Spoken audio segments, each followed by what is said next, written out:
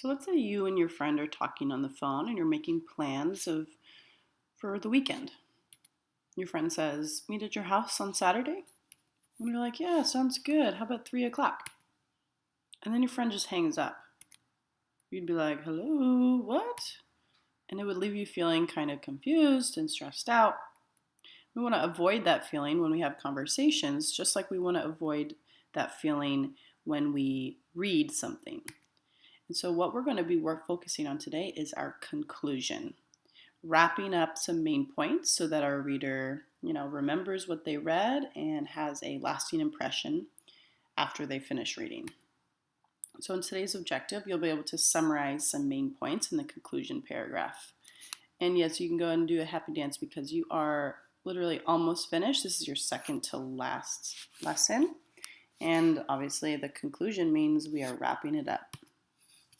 So in lesson 8, you learned to restate the thesis, meaning you put the thesis in new words while still maintaining the main idea. So the next few sentences should follow from that information.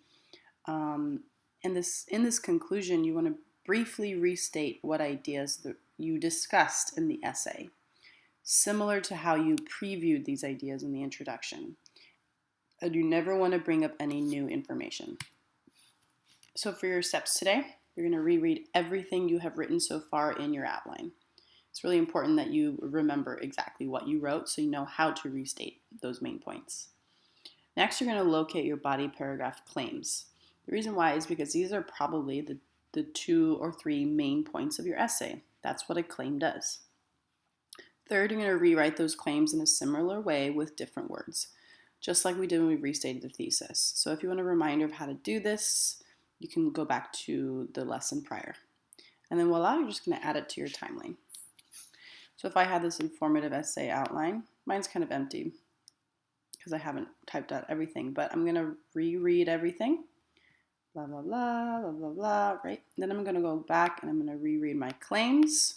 People migrate when genies give them 3 wishes. Oh yeah, now I remember I wrote about the monsoon family and whatnot. People migrate in order to leave situations that they don't like. Okay? I'm going to go back. My third step is to rewrite those claims. So let's see, what's another way I can say people migrate when genies give them 3 wishes? I can say, sometimes magic influences people's decisions. Genies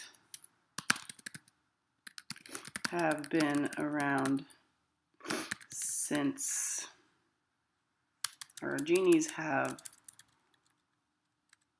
always had an impact on this choice, as was the case with the monsoon family.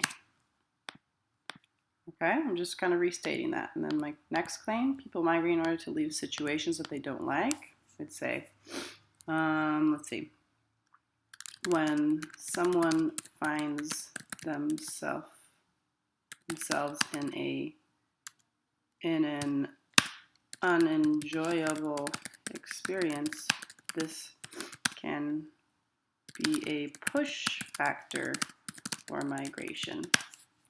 All I did is just rewrote it. And then the last step is I would just take this and put it into my informative essay outline in the paraphrase section.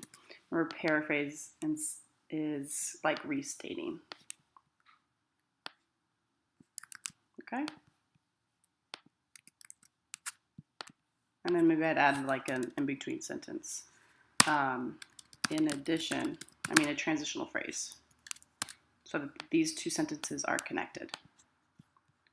All right, and here's your criteria for success. Briefly already mentioned, it follows from the information provided, restates main points, avoid repetitive language, so I don't want to say the same exact thing. I want to get new words, maybe some synonyms, new sentence structure. You want to keep it brief, but not too short, so 2 to 3 sentences is a good place to be, maybe 4 max. And remember, no new information. You do not want to add any more evidence, any more reasons why people migrate, none of that. All right, so that's it. So go ahead and make sure that you're following these next steps. It should take about 5 to 10 minutes. Good luck.